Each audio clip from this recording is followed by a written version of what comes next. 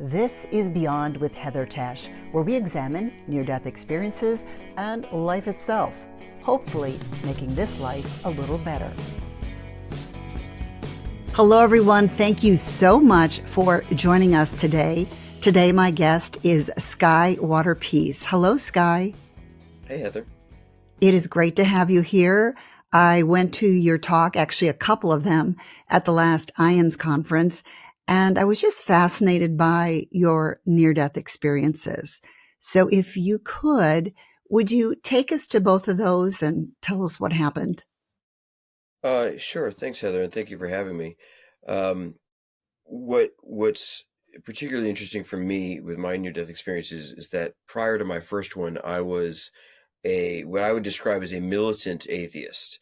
Militant. I was the guy who was happy to get in an argument with anybody about how there's no higher power, everything is physics, and that kind of thing. I have a very logical mind, and I was a militant atheist. And interestingly, my first near-death experience, I was 20 years old, and the day beforehand, I had a very vivid dream in which I was in a car accident as a pedestrian, and particular features of the dream that actually showed up in real life. Like, for example, I remember that I had an oxygen mask on. I was awake as they took me into the ambulance and things like that, and I had this oxygen mask on, and it was like slipping to the side, and I kept trying to move my hand up to fix it, and it kept slipping back to the side, and just very particular details that ended up showing up later. And anyway, so I'm 20 years old. I'm a militant atheist, and I was in this car accident. I was a pedestrian, and I was waiting on the corner of the intersection at the "Don't Walk" sign, And funny side story, I actually took one step off of the curb into the crosswalk, and at that moment, the signal went from walk to blinking "Don't Walk." And most people don't know this, but there's a legal difference between the blinking "Don't Walk" and the regular "Don't Walk." So walk means go ahead and walk across the crosswalk. Blinking "Don't Walk" means if you're already in the crosswalk, keep going. But if you haven't yet entered it, then stay away. And of course, solid "Don't Walk" means you should not be there at all. So I had taken one step off during the walk, and then it turned to blinking "Don't Walk." So I literally had this moment of choice, which I find very sort of ironically satisfying. I had one foot on the curb and one foot in the crosswalk, and I had, a legal choice. Like, am I in the crosswalk? Then I can continue. If I'm not in the crosswalk, then I should stay. And the kind of person I was at the time, like I said, I was a militant atheist, but I was also a very selfish person. Very always looking out for number one, and just always, if I could take a little extra for myself, I would. And so in that moment, I had this flash of this moment where I can go. I can legally, which is such a logical, crazy person that would even have this debate in their mind. But I had this moment where I thought, I'm in the crosswalk. I have one foot in the crosswalk. It's blinking "Don't Walk." I can go. And I had this other thought, and I said, not this time. And I took a step back, like super calm. And then that was the next thing there's this car, it came from the side. It was a woman had caused an accident up the road and was fleeing that accident, according to the police report, at 70 miles an hour in this on Broad Street in Trenton, which is not a big street. And despite the name, and she was coming up to the intersection, and there was a car stopped, and she went to whip around the car at 70 miles an hour, and there was a car making a left, and she just creamed it, and that car flipped up onto the sidewalk where I was on the curb, and it hit me. It hit me from the side, and I remember, I took this step back. And then I heard somebody shout, and I turned around, and they said something, watch out or something. And I turned back around, and I saw this car coming to me, and I just instinctively crouched down, and which probably saved my life, because it ended up hitting me on the side, and it it hit my, I broke my arm and I broke my leg. I was in a wheelchair for 4 months and everything. But it meant that I flew through the air, and it instead of hitting me on the chest, it sort of absorbed some of the impact. But I fly through the air, and during that part of it, I had 3 completely separate but integrated experiences of my own awareness of the situation. In one of them, I was flying through the air in my body, but that one was very like dim. I mean, that was maybe 5% of my awareness was in that part. And then I also saw the entire scene as though there were a camera mounted in the corner of on the building or something, watching the whole intersection and seeing the cars moving and seeing my body flying through the air. And then in that scene, from the third person perspective, I also saw myself and a man in a suit standing about 10 or 15 feet up in the air, like sort of off in the corner. And that was my number 2 perspective. And the primary perspective was me talking to this man. And I was standing there, and I was talking to him, and he said, something's happened. It's bad, but it's going to be okay. It's not your time yet. And I said, okay. And he said, you have important work to do. And I said, what do I have to do? And he said, you'll know when the time comes. And I said, when's that going to be? And he said, you'll know when the time comes. I'm putting you back now. And so not a very, not a lot of details from this fella. But he said, I'm putting you back now. And then instead of me standing there with him, it sort of merged into my body going through the air, and I was in his arms, and he was holding me. And it was the vibe or the feeling of it was like, it was sort of like that the whole time, that feeling. But I had imagined us sort of standing up, and then I sort of realized it was like the camera shifted, and you realized he was holding me. And he said, I'm putting you back down. And he set me down on the ground, like real gently. And then there's a period of blackness. And then it was very strange when I woke up. Stop me if I'm giving you too many details, but I love the details. Okay. I woke up, and I opened my eyes, and there was no sound. And it was very strange. It was a very strange, kind of like waking up from a very deep dream. I mean, I woke up from like absolute blackness, like nothingness, like profound blackness. And I woke up, and it was sort of slowly melting away, this profound blackness.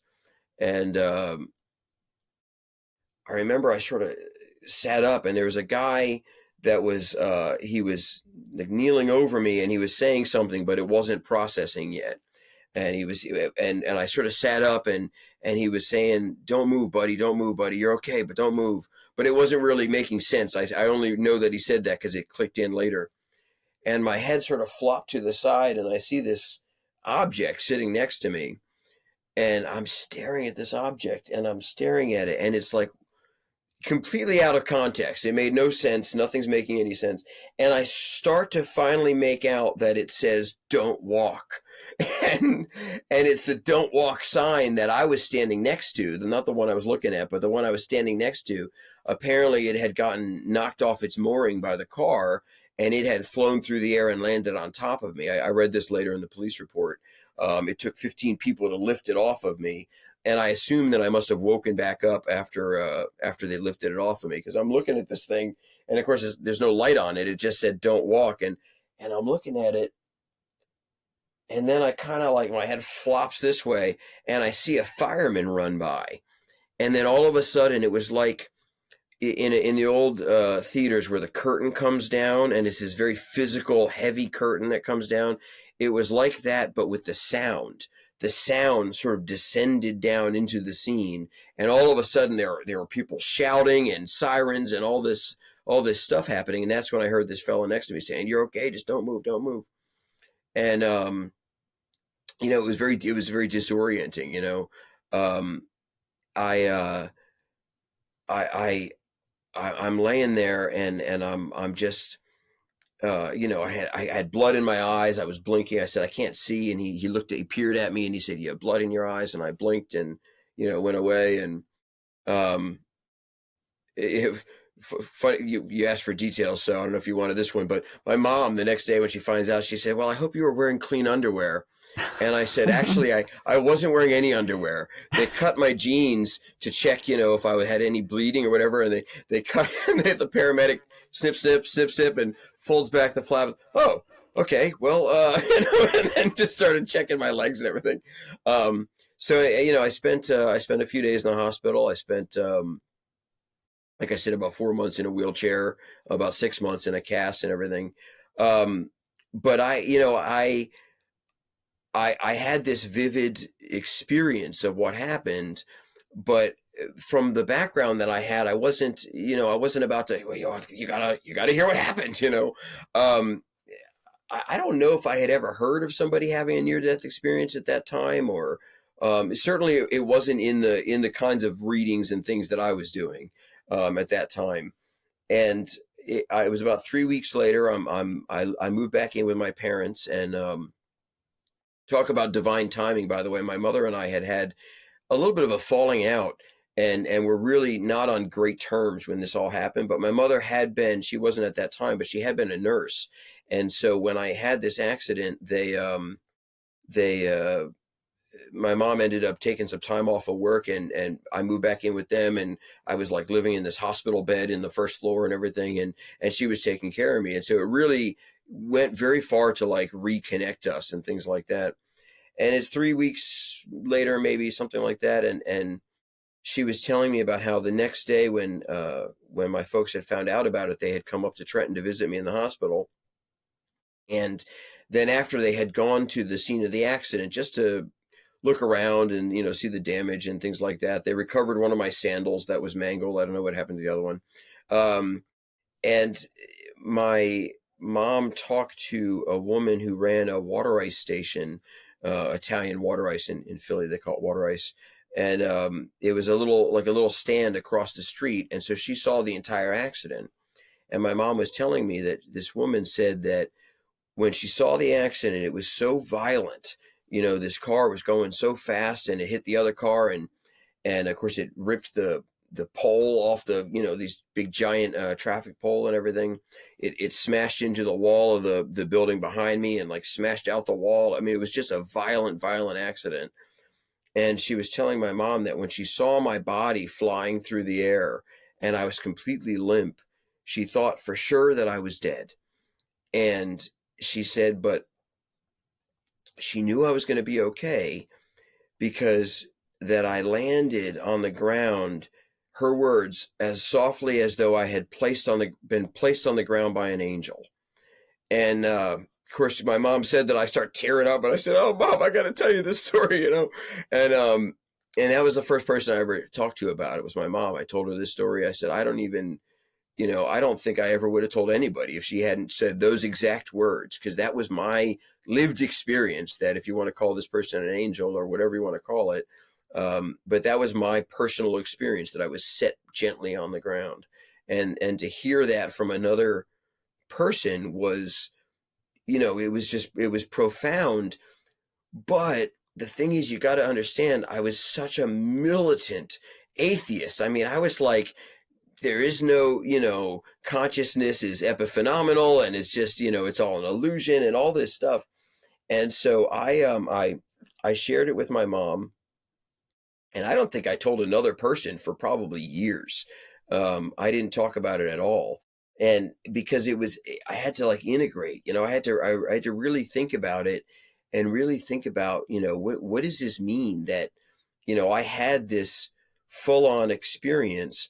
And the thing that for me that was so profound about it was the three perspectives, because I could imagine myself imagining, the whole thing, right? I could imagine myself imagining that I was nearly killed and talked to somebody and was placed back on the ground. And, I could sort of project all that, but it had never occurred to me that a single human being could have multiple perspectives in consciousness at the same time. And again, if you read about stories of saints and, things like this is not actually that uncommon, but I had never heard of it. It was uncommon to me. So it was shocking to me.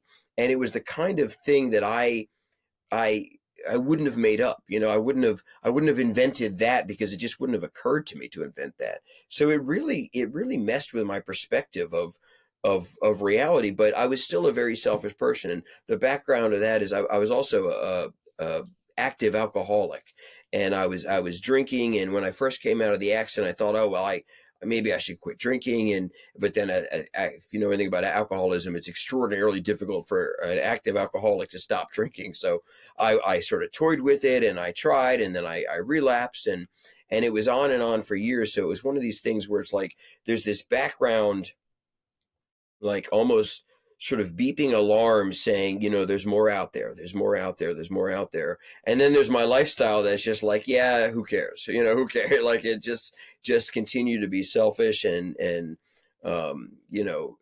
drinking and everything else like that. But again, I'm a very logical person. So I'm not happy to have these two separate perspectives that didn't make any sense together. And I'm a mathematician, and I started thinking about like the nature of reality and what is consciousness and these sort of deep questions. And I'm compressing it a lot, but ultimately over the course of multiple years of thinking about this, I came up with this worldview about consciousness and about the consciousness in the world and what it means and what our place is, and this sort of comprehensive, to me, explanation for all things that incorporated how this thing could have happened to me. And on the other hand, I was like living my life over here like none of that was true. And eventually what happened was it was like it got to be such cognitive dissonance that it was like, all right, eventually I'm going to have to either stop thinking about this stuff or I'm going to have to stop living like this. And then what is it? So that was, I guess, 9 years later, I had a second near-death experience. And, some people would get it the first time, I guess. I don't know if I'm just stubborn or what, but I had this other experience. And in the second time, it was directly tied to my alcoholism. I was drinking very heavily. And I was in New York City, and I collapsed from acute alcohol poisoning. And I just like face planted on the street. And I had this experience, and this one was completely different than the first one. It was what I now know is like the sort of classic. Again, I didn't really know anything about it at the time, but it was like dark tunnel with the white light at the end of it. The black tunnel, and I'm sort of like floating towards the light. And I always, when I tell this story, I always have to add that, they talk about the black tunnel and the white light, but it's not like it's a black tunnel. It's actually this tunnel that's sort of like filled with what I imagine as like all sorts of technicolor patterns, except that they're in colors that don't exist. And I don't know any better way to describe it than that, but it's like, it's not that it's black, it's that it's full of information that we don't have a visual descriptor for, but it's loaded. It's like a carnival with all this stuff, but it's just like I didn't have the ability to discern and to translate that information into something in my brain. So I just perceive it as this sort of like humming type of blackness, this sort of like pregnant blackness, this fullness of information, but it looks black, So anyway, so I'm floating towards the light, and it was very peaceful. It was like indescribably peaceful. Indescribably, like the best. I meditate a lot now, and so the best closest approximation I can get is the most amazingly deep, peaceful meditation I've ever had is like a hint, it's like, it's close to that, and my wife at the time was with me, and I'm in this blackness, and I'm sort of floating, towards this spot of light very peacefully.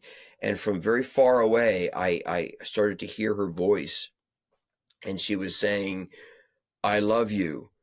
I'm not mad, but you have to get up. You have to get up. I love you. I'm not mad. You have to get up. And she kept saying it over and over and over again. And it's funny because if she had said anything else, I don't know what would have happened, but she had the wherewithal in that moment to continuously tell me that she loved me and she wasn't mad because I collapsed from like I had just been being quite a jerk right before this happened. I mean, I was very drunk and I was not being very nice. So it would have been very reasonable for her to be mad in this moment, you know. But she kept saying, I love you. I'm not mad, but you have to get up. You have to get up. And I'm floating along and I hear this voice and I'm sort of, it was like that other experience where I'm sort of like, it's not quite processing, you know. It's sort of like this strange, and then as it starts to sink in what she was saying, and I thought about it, and I'm like floating very peacefully, you know, feeling very good. And I had this thought, maybe I should go back. And as soon as I had that thought, it was like I was like violently sucked backwards, like a, I mean, I don't know how to describe it. Like in the movie where the thing with, you know, they lose pressure in the aircraft and everything just gets sucked out. It was like that. It was like this violent, horribly violent sucking backwards. And I was sucked backwards into my body where I like jerked, like I'm face down on the concrete and I like jerked and I was like horribly sick. And it was awful. I mean, it was like an awful, awful, awful experience because I had been in this place of this ultimate peace, you know, and then to be first off violently sucked back into this sick body, this body that was like dying of alcohol poisoning, was like the contrast was like just awful, you know. It was like the most peaceful, pleasant feeling in the world versus this, you know, dying of alcohol poisoning uncomfortableness. But added to that was this layer that is not easy to describe, except for I think maybe if people do a lot of meditation. It was this like compression. It was like a compression because when I was there, the feeling was so expansive that when you get put back into a body and all of a sudden your perception is like through the body and through this filter, all of a sudden it's like compressing all of this self, all of this awareness that you have out there gets squished into like, if you've ever been trapped somewhere where you could barely move, you know, like that kind of feeling, the middle seat on the airplane, you know, taken to the 10th degree. It was like that sort of feeling spiritually, you know. So that combined with the going, you know, the compression itself is sort of awful, almost, but combined with going into this sick body was horrible. But the thing about that I haven't mentioned yet is that that feeling of being out there. See, the thing is, I recognized something about that feeling, and I guess it was that expansiveness, that freedom of self or freedom of awareness. I recognized it when I was there. It was like, oh yeah, you know, it's like smelling a smell from your childhood where you haven't smelled it since then, but as soon as you smell it, there's this instant recognition. You know exactly, you could, you know, place it perfectly. I had never experienced that feeling, and I didn't remember that I had experienced that feeling from the first time, right? That's what's so interesting about it to me, is that the first experience with the car accident, I had that feeling, but it wasn't part of what I remembered about the experience because I was so focused on the interaction with this guy and the details like that. I just didn't have the wherewithal to have the awareness or to remember that part of it. And so when I remembered it, again, it was kind of like with the three perspectives. It was the kind of thing I wouldn't have made up. Like, I didn't even remember that there was a unique experience of being on the other side, or whatever you want to call it. I didn't remember that was something that I could remember, right? So when I immediately recognized it, that was that was, I think, the thing that finally like tipped me over into the world of like, I really have to be honest with myself about this stuff. Like what I called the perspective on the world that made sense, that was perfectly consistent, that was logical, that explained everything, that really was the truth, even if it didn't jive with the way I lived my life. And again, it took some time to really incorporate that, again, I was still drinking at the time. A sensible person would stop after dying of alcohol poisoning, right? But that's not how addiction works. It took me another almost a year, I think about 9 months. I got sober 9 months later. I've been sober since 2008, and yeah, it was a very, very much a period of integration, and it affected, I mean, every aspect of my life. I mean, I stopped buying new clothing because so much clothing is produced by people in these wage poor, terrible situations. People die when factories collapse because they're not I had this realization about consciousness and about the value of consciousness on all levels and with all things. And so it was like, all right, well, there's no amount of money. You couldn't put a price on a t-shirt or a pair of pants that's low enough for me to say, as long, I'm going to kill one person and then I'll take the jeans for $10 or whatever. There's no price in human suffering that you can put on a pair of jeans. Right. And so it got to like I couldn't bear the idea of me having a pair of jeans that cost somebody, it was just like, and when I tell you, this is like diametrically opposite of how I used to live. Right. But stuff like that, like I still, for the most part, every so often I buy a new shirt or something. I'm wearing a shirt for my graduate school, like I indulged and bought a shirt, for my school and, things like that. But I mean, I could probably count on both hands the number of new items of clothing I bought in the last 15 years, except for, I always give the caveat, underpants and socks. I buy underpants and socks new. I try to source them from ethical places, but I just, that's where I draw the line at used clothing. So you're wearing underwear now? I am actually wearing underwear now. This is a part of my spiritual awakening, I guess, although not all the time. I don't know. Your mom will be happy. Yeah, my mom would be happy. I'll have to send her the link, that's plenty of detail and yet barely covers it. Sky, I do have a lot more questions.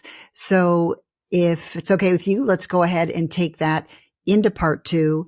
And by the way, for everybody out there that is listening and watching, if you've enjoyed this conversation, give it a like. And Sky and I would love to hear your comments. So go ahead and put your thoughts in the comment section and subscribe if you haven't done that yet. All right, we'll be back. Thanks, Sky. Thanks, Heather. So what did you think? I really was fascinated by Sky's near-death experience. When he saw things from the different views, I thought that was really incredible, but there's still a lot more to talk about. And we're going to take that into actually part 2 and part 3. And if you've made it this far, please let me know, just write made it in the comments. And then also, if you have any thoughts on what we've talked about, please go ahead and just mention that in the comments. We love to hear from you. So thanks, everybody. I hope to see you in the next episode with Sky. Thanks so much for joining me on Beyond with Heather Tesch. That was part 1. Make sure to listen to part 2. And if you liked what you heard, please hit the thumbs up button and subscribe for more episodes.